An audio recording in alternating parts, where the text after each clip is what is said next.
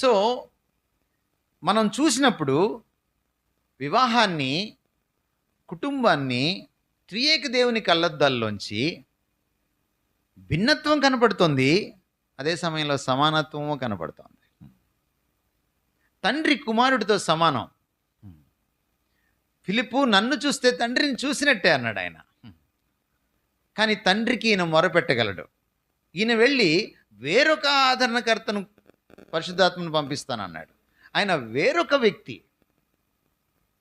కానీ వారు సమానులు.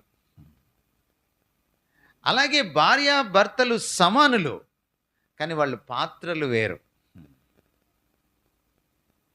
సో ఈ ఆరోగ్యకరమైనటువంటి అవగాహన, కుటుంబ అవగాహన మనకి మొదట రావాలి. ఇది చాలా ప్రాముఖ్యమైనది.